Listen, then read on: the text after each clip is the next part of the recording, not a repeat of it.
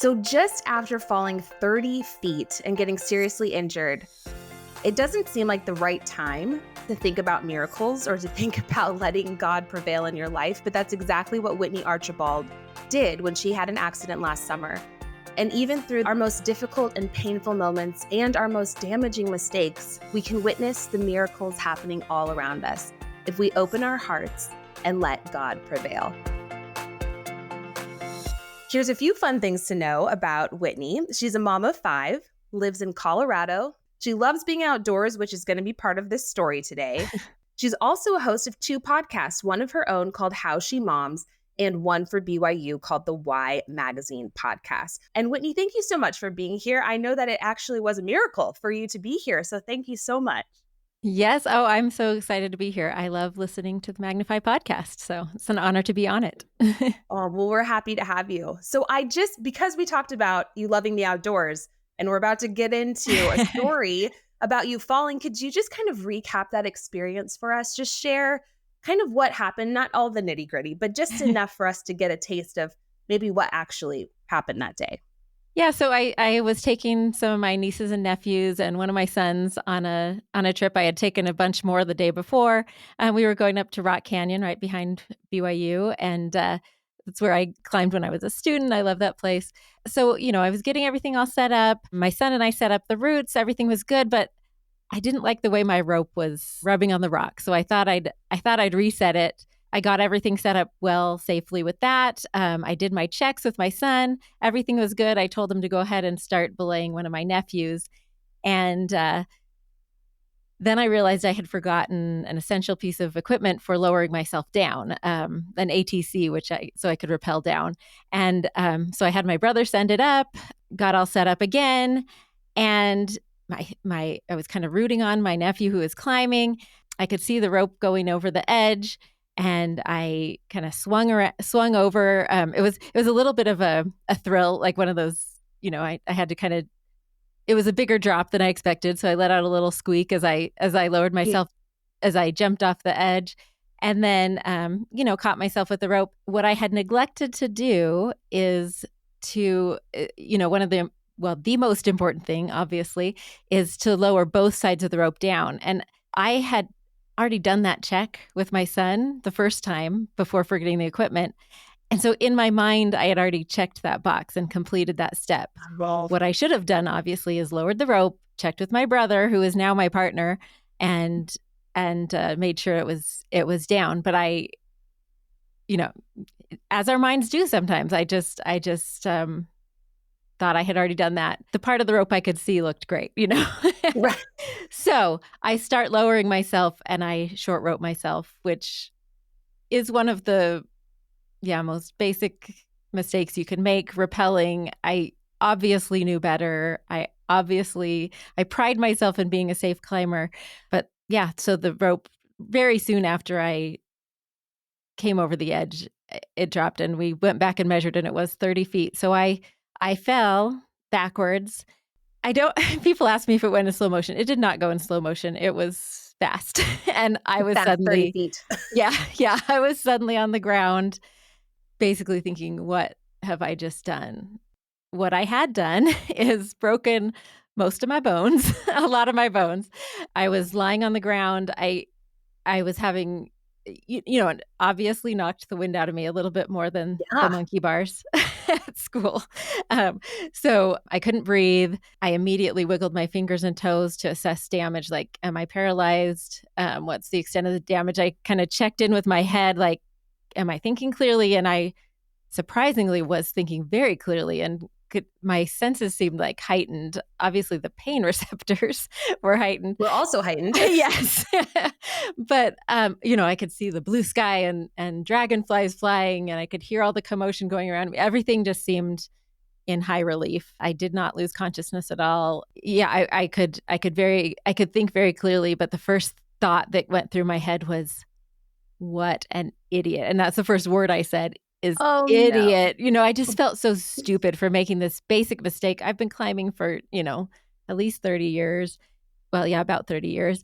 I knew better, obviously, and I had made this stupid mistake. And I was even judgmental honestly about people who made mistakes climbing because I was like, you can make it so safe. Like, why do people think this is such a dangerous sport? And Mhm. then, but we all make Mistakes mistakes. happen. Yeah. Yes. But as immediately as I had that thought, that shame and that blaming myself and just felt so stupid. I really did.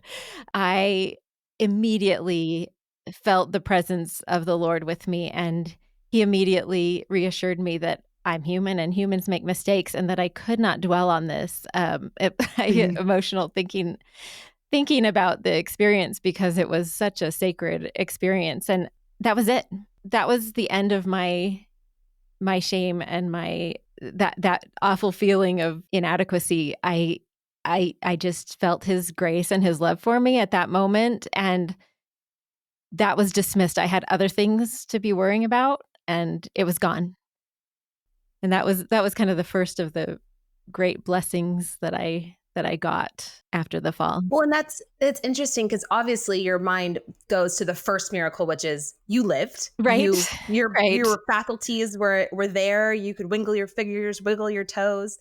But the next miracle that I'm noticing, because the whole point of this podcast is really to talk about what's on our minds. Yeah. And this one particularly, I love kind of thinking about the second miracle, which is that he comforted you. He Yeah. said, "No, don't beat up on yourself. Like that's not who you are to me and that's not who I am to you." And so I think that's such an amazing miracle. And the fact that I think you say on your podcast that all of these miracles started coming to your mind while you were lying there. Can you just get into a little bit about what you were thinking after the negativity?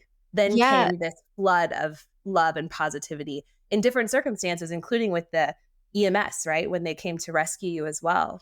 Yeah, so it was less what I was thinking and more of what I was receiving. Like I really felt like I had the most direct conduit to the Spirit, to the Lord. He was with me and he was with me immediately. I had to wait for the paramedics, only 12 minutes. We timed the 911 call, but Wow. I did not have to wait for the Lord to be with me. He didn't have to finish up with anybody else. He was there Oh, I with me love that. immediately. and Yes. and the kind of the second gift of knowledge that he gave me was that I I told him, I said, if this is the time that I'm need to go, I am ready. I have done my best. I hope this isn't the end, but I know it might be, and if so, I am ready. And then another immediate reassurance, like, no, it's not time. And I knew I was going to survive. There was so much uncertainty. I still couldn't breathe. I couldn't breathe until 3 days after when they finally drained the fluid around Really? my lungs. Like breathe deeply. Yes, Um, of course. maybe it was 2 days. Anyway, so I was having just trouble breathing. I felt on fire. Like my whole torso was just flaming. It was just like, a heightened, every nerve was was freaking out. Mhm. The most pain. In fact, my brother and sister kept asking me how my wrist felt, and I was like, "What are they talking about? Like, why are they worried about my wrist?" All my pain was in my torso, my back, and my pelvis, and which were severely broken. I had 3 burst vertebrae. My sacrum kind of snapped off and shattered. I got a couple of ribs broken, a sternum broken. So, kind of all those major bones in your torso. But Mhm. then there was apparently a very obvious compound fracture in my wrist that I just didn't feel. But that was what looked the most gruesome at the time. Um, Outward. Yes. and then later I was able to see a picture of my sister took a picture of me on the ground. And that's when we really realized that first miracle that you talked about, where I had fallen basically in the only Whitney shaped clearing in the area. I had rocks all around my head, Mm. to the side of my body, but I just hit flat ground, which was very miraculous. I didn't have a scratch or a bruise on my head, and I the only way I can explain that is that angels cradled my head on the way down because I would imagine it so 30 feet. obviously ended up on the ground. My head Right. ended up on the ground, but nothing. No, I mean, I didn't have a concussion even, none of that. So that was the main damage done to my body. So I was obviously in a place of great uncertainty as Mhm. to my physical safety. And, we didn't know what was broken. We didn't know what was damaged. But it was amazing that in such a time of uncertainty, I could be absolutely certain. I knew I was going to survive, and I knew that I didn't have to fear that. I was not scared. I was in pain. That was the main thing I was feeling, but I wasn't scared, and I knew that I would be there for my kids, and that was what I was thinking about from the ambulance. The ambulance was able to drive quite a bit up the trail. Mhm. As they were taking care of me, that was kind of one of those other teaching moments, is where they didn't know me. We were strangers, and they were so loving and took such great care of me. But I've had people take care of me before. This was a different experience. Like, having this connection with the Lord that I did at that time, I could almost tangibly see the love just pouring off of them. And the words came into my mind, this is the pure love of Christ. And as we rode in the ambulance to the hospital, I just felt this love just streaming off these people. They were doing everything they could. They couldn't give me any pain medication because my blood pressure was so low. So I was just in it, deep in this Yeah. pain. And I knew that this was the pure love of Christ. It was like this teaching moment that the Lord's like, this that you're feeling right now. And then it was so reciprocal. I loved these people so much. And it almost like supercharged me, gave me this superpower, so that even my whole experience, I was in the hospital for almost a month. I felt so much love for every nurse, every doctor, every physical therapist and occupational Amazing. therapist that took care of me. Like, it was like I had this new, no, it wasn't like I did have this new capacity to love, because I had been shown this pure love in this way. And I just wanted to know everything about everybody. I wanted to be their best friend. I just loved these people that were caring for me so much, and it has lingered. I kind of tapped into this Christ-like love that I had never, I caught glimpses of before, for my children and for my family and for those around me. But this has intensified it, and it's something I hope that I will always carry with me. It's kind of like a little superpower I got, a little blessing. Yeah, an extra gift, Yes. right? Yeah, totally. Totally. It's interesting that you said, like, when you're in the most pain, in like your darkest moment, in your hardest time, that's when you really were shown Christ's love. Like, literally, you said you could almost see it Yeah. kind of pouring out. And I think that's interesting, because I even like recall one of my darkest moments, and I literally reflect on that as like, but that was also the most love I had ever felt from my Savior. And Yeah. so we kind of, I dare say, I don't believe in coincidences, but I Right. do feel that we need to have certain experiences, even if they are hard and difficult. Because you even mentioned in your story on your podcast that you had all these plans that day, Yeah. and I don't mean to laugh, but in my head I'm like, oh, that's how it goes, right? You have all of Right. these plans, all these expectations, hopes, dreams, aspirations, things you've worked for that are good, but then something can happen that just changes that direction. And so I would love to kind of hear, because we heard in conference, President Nelson, his most recent conference talk was the best is yet to come. And so I think with that morning, you probably thought, the best is yet to come. I'm going to Yeah. go to Europe. What Yeah. was it? You were going to go and do all these things We with had your a kids. 100-mile hike planned in Switzerland, Italy, and France the Oh next my. week, that we'd been prepping for, about a year, and, training for, and all of that stuff. But suddenly I had a different perspective. Like, Yes.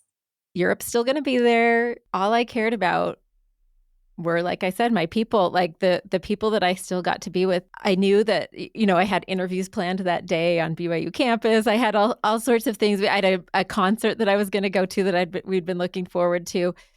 None of that mattered. What mattered was that I knew I was going to live, and I knew that I would be there for my kids. And it wasn't like, I'll be there for their weddings. I'll be there for, these big moments. It was really a lot of the little things that I'll read I, them a book. yeah, exactly. Yeah. And those things, even after the accident, I could still do, even when we were living apart for a while.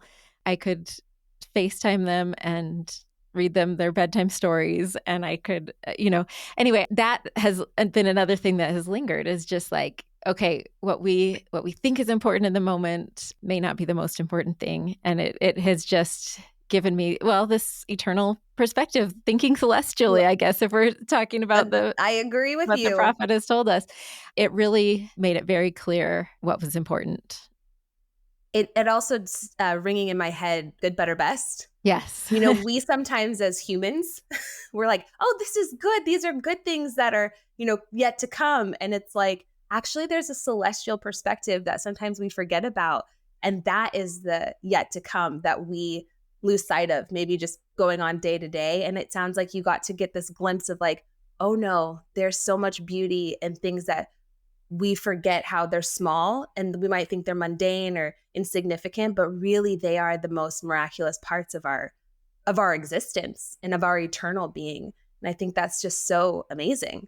Yeah, and I think in a larger sense, it also helped me have that celestial, more eternal perspective about my identity as well. A, Interesting. a lot of the things, and that's something I've kind of realized in the year of recovery since. A lot of things got taken that I thought were part of my identity, or that I identified with, were taken away. Like, I Mhm. couldn't even walk for a long time. I was in a wheelchair it was 3 months after the accident that I could start to walk again. I lived at my parents' house for a month and a half to recover after the hospital, because I needed somebody to take care of me around the clock. So Yeah. everything was literally taken away. I had to relearn things like a baby. I had to learn to roll over. I had to learn to sit up. I had to learn to like feed myself and brush my own teeth. Like all the The things. humbling Like, moments. yeah, I had one good arm that I could use, but I needed a lot of help. And suddenly I went from being the caretaker to the one being taken care of. And I realized that a large part of my identity is being capable. Like, just my mom has always said that my life motto is, I can do that. Like, bring it on. I can figure anything out. And Yeah. and suddenly I couldn't, and I had to rely on other people. And even little things like, well into the recovery, I still like can't lift things very well, and I household chores are hard for me. Right. I'm sure. Yeah. And so, like, even little things like cleaning out my fridge, I I've had to go from like, "Oh, I can't do any of this," focusing on what I can't do, to be like, "Wow, I was amazing before." Like, it's helped me to realize, like, "Wow, I was really amazing." And I can Yes. also, and then it's helped me understand, like, to be just grateful for what I can do. Mhm. And but also that isn't what defines me. Like, what I can do isn't what defines me. Who I am, and being there for my kids, not as much as in a physical way, but like in an emotional way. Like, I still get to do that part. My capacity has probably increased in that area instead of decreased. And again, like, getting the perspective on what is most important. Well, that their relationship to me, and our connection, and my ability to help them through their problems and stuff like that. That is way more important than having a fridge that isn't growing mold, Right. And I have a lot of help with that stuff too. I've had to rely on people for that, and we've figured it out, or are figuring it out. And my kids have stepped up, and there's been a lot of blessings in that way too. Giving people the opportunity to serve me, I guess, and Which can be very hard. yes, receiving that. But really, I've just kinda had to shift my hobbies. I can't do as much outside as I used to do, but I can go on walks, and I've taken up crocheting, because there's a lot of downtime Oh, where I just have to lie down on my back, so I'm making all sorts of things. My house is probably gonna be covered in my crochet creations by the time I'm done. But especially this holiday season, lots of things yeah. to crochet. Exactly. Exactly. So I've just kind of had to come to grips with that. Like, who am I essentially, and how has that changed since the accident? And just being very deliberate about what I say yes to, what I say no to. But sometimes that's surprising to people. Like, I went to girls camp and I went to Trek because I wanted those experiences with my kids and with the youth that I serve with. I made it happen. It was I learned from girls' camp not to sleep on a mat on the ground, so I got a hotel for Trek and would go off site to sleep.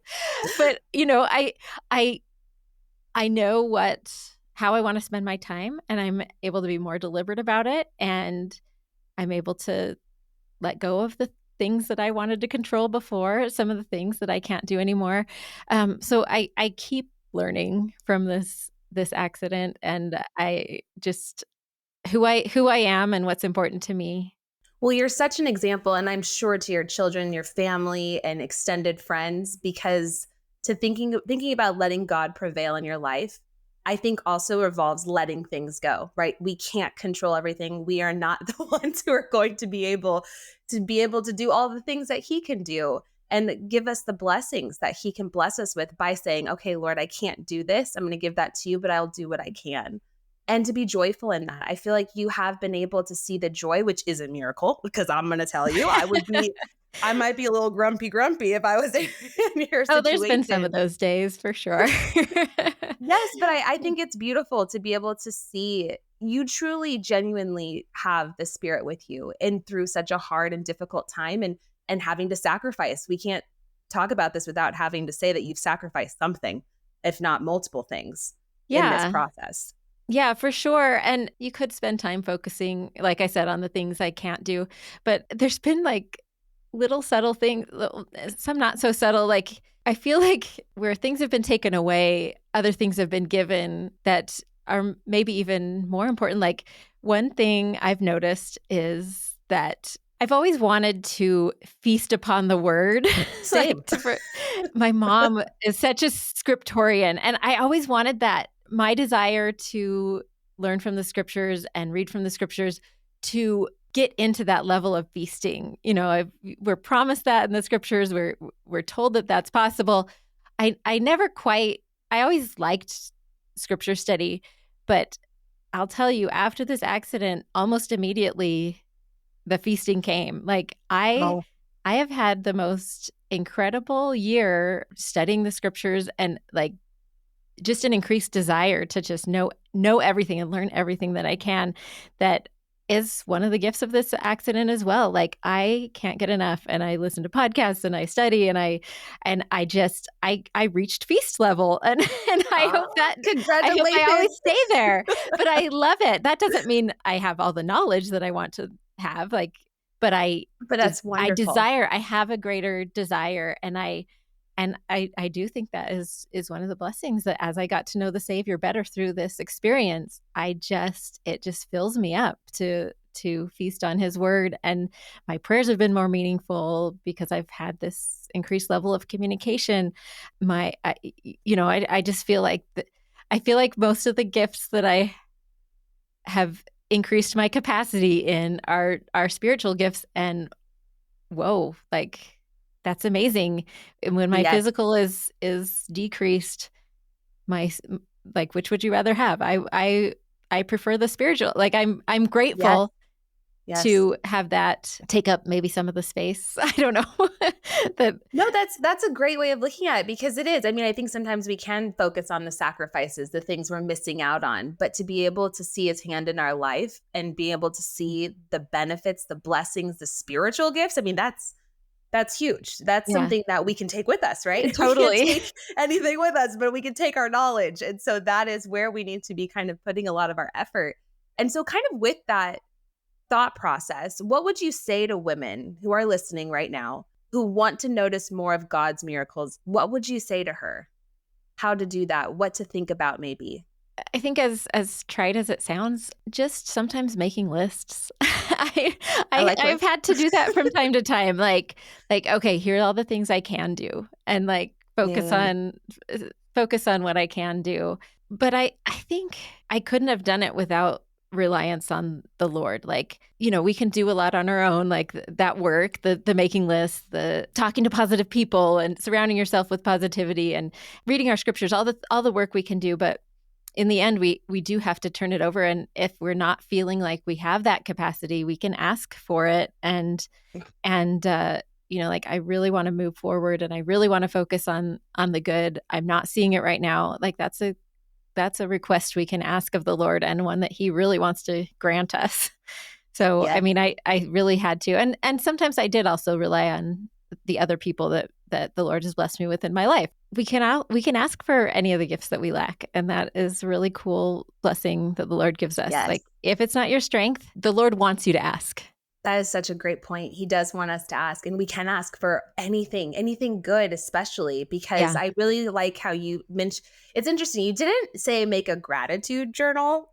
You said make a list of the things I can do. And I actually appreciate that because sometimes, I think that can be kind of the regurgitated response, like, oh, make a gratitude list or, think of all the things that you're happy, your blessings. And I'm all about counting my blessings. Yeah. But Yeah. sometimes a list of the things that you can do bring out your spiritual gifts, the things that you didn't realize were a spiritual gift. And then being able to pray, I want to feel that feeling of feasting on the scriptures. And I think if we forget that we can ask for these miracles. Yeah. And so as we're kind of closing out, I really appreciate your just honesty and just what's on our mind is just hearing what you've gone through and learning from it. And then also remembering to let God prevail. So thank you so much for all of these bits and pieces of wise information that you've given to us. Is there anything else you want to add before we close out? I think I just want to bear my testimony that definitely the hardest thing physically I will ever go through in my life has also given me the greatest blessing. And I think, again, that's one of the greatest gifts I got in that moment because I knew that immediately too. In fact, even directly related to that trip we were going to go on, I knew that lots of people have the experience of traveling in Europe or doing awesome things with their families. Sure. Not many people get to experience this kind of pain. And it came to me in those words, get to experience this kind of pain. And talk about getting to understand the Savior more. Like, I was like, oh my gosh, this is the kind of pain that he suffered. Like, childbirth is the most pain I have felt up until this point. And this was, many times magnified. And understanding the suffering and why that suffering was important to his capacity to love. Like, I understand empathy and love so much because I have suffered so much pain and had so many hard things. And that made me understand why it was necessary for the Savior to suffer and why it was necessary for him to go through the atonement in a way that I never understood before. Most importantly, relying on the Lord through those trials. Yes. And also remembering that physical pain, like you felt the physical pain. Yeah. And there are many who have felt emotional, mental pain that can't be seen, that there wasn't a traumatic thing that they could look back and say, this one thing happened and that's when I felt it all. Some are holding on to it. And I think your experience kind of reminds me that if you're in that space, that you're like, no, I don't have a picture of me having fallen 30 feet to the ground, but I feel that. Yeah. And I'm hurt. The same applies in that situation because his atoning sacrifice touches every aspect of pain and sorrow and hurt. And it can be beautiful. And so I really appreciate that you used and were given the word get. Yeah. I can tell you, if I heard that, I'd been like, really? But it is actually beautiful that we get to have trials and we get to have hard, painful things because we get to learn to be more like him and understand who he is and who we are to him. And I think that is really incredible. Well, thank you so much, Whitney, for all of the knowledge and sharing your testimony. We are so grateful for you. And we are very grateful that you were with us today. So thank you. Thank you. Me too. This was fabulous. What I loved most about this story was that she shared not only a miracle of surviving what happened to her, but really the miracle of peace, hope, faith, and courage that she found throughout her experience. If this story resonated with you, then we want to invite you to lift up your heart. Over the past couple months, we've had our Lift Up Your Heart events happening this fall. It's a perfect event if you're feeling like you need to reconnect with Christ, enjoy the company of women like you, and be uplifted by inspiring messages and conversations like the one we just had today. So before you go, I want to offer you, as a listener, a special discount for these events. If you head to our website at magnifythegood.com/events and enter code podcast10 at checkout, you can get $10 off per registration. Those details will be in our show notes. We have our final 2 events in St. George on November 9th and Salt Lake City on November 22nd and 23rd. We hope to see you there. Thank you so much for listening to our show, and we'll see you next week.